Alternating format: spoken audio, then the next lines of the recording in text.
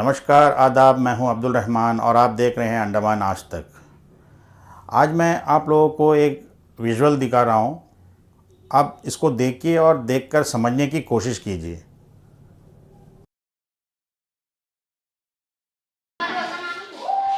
Ada susukan.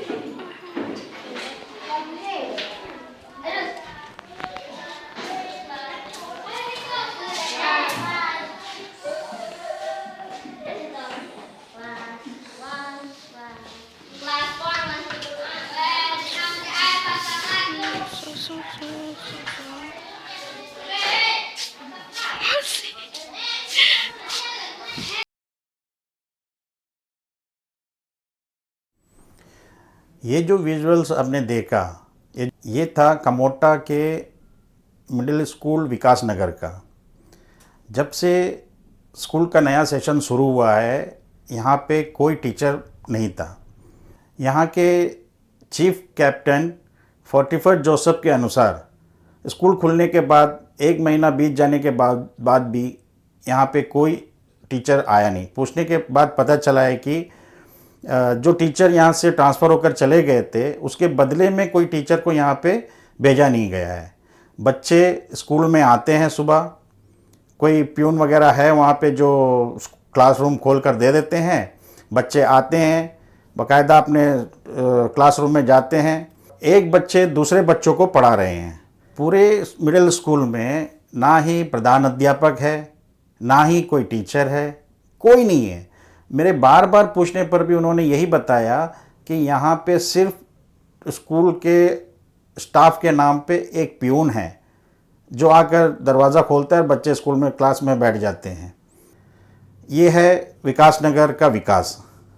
अब देखिए ये क्यों हो रहा है। क्या कमोटा जैसे दूर दराज के क्षेत्र को अनदेखा किया जा रहा है? क्या ये ट्राइबल्स बच्चे हैं इसलिए इन पर ध्यान नहीं दिया जा रहा है? कमोटा जैसे दूर दराज के क्षेत्र में ऐसा पहली बार नहीं हुआ है।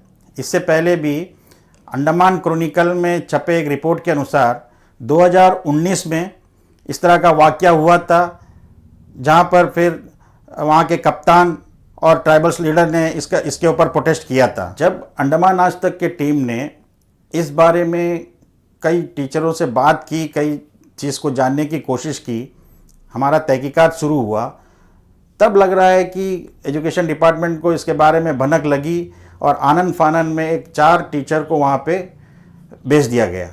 लेकिन ये 4 टीचर भी सप्ताह में केवल 3 दिन ही वहाँ पे पढ़ाने जाते हैं।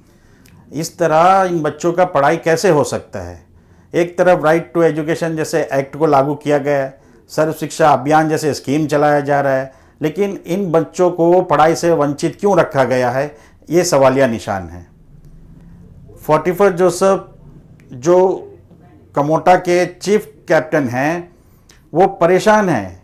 उन्होंने कई बार असिस्टेंट कमिश्नर से ये दरख्वास्त भी किया कि यहाँ पे बच्चे टीचर आ नहीं रहे हैं, लेकिन उसका कोई असर नहीं हुआ। इनका कहना है जब असिस्टेंट कमिश्नर के पास शिकायत के लिए जाते हैं तो ऑफिस में असिस्टेंट कमिश्नर ही रहते नहीं हैं। वो कभी 2 बजे आते हैं, कभी आते ही नहीं हैं।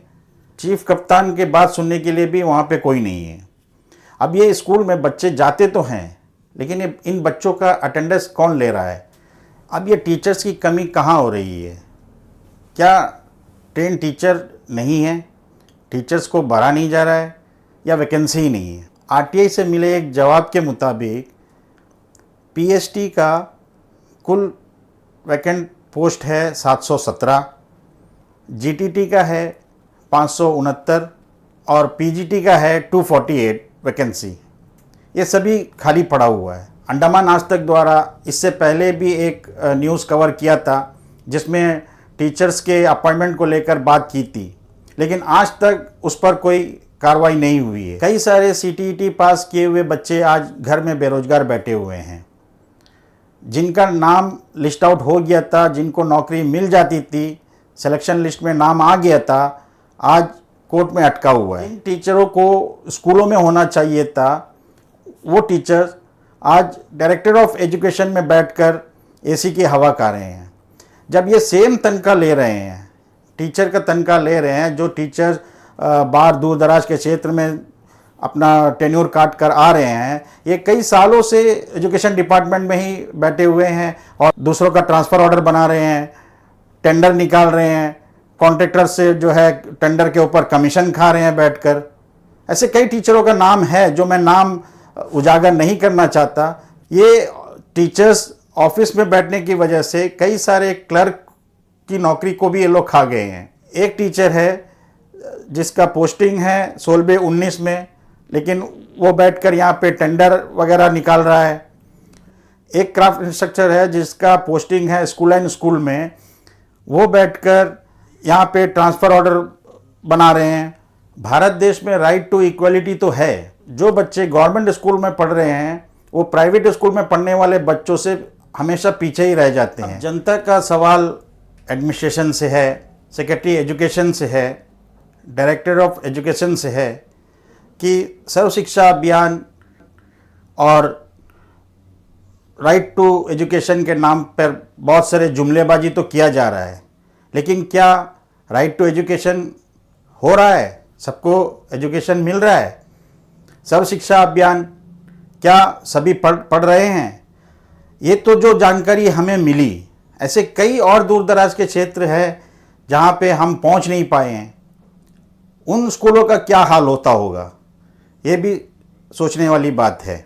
हमारा प्रशासन से अनुरोध है कि इस पर ध्यान दें और तुरंत टीचरों की नियुक्ति किया जाए, ताकि एक तो बेरोजगार जो टीचर्स बैठे हुए हैं उनको नौकरी लग जाए, और जहाँ दूर दराज के क्षेत्र में टीचर्स नहीं हैं वहाँ भी बच्चों को टीचर्स मिल सके। जनता से जुड़े ऐसे ही मुद्दों को लेकर हम आपसे फिर मुलाकात करेंगे। तब तक के लिए हमें आज्ञा दीजिए। नमस्कार। अगर आपको हमारा वीडियो अच्छा लगा तो इसे लाइक कीजिए, शेयर कीजिए और सब्सक्राइब कीजिए। धन्यवाद।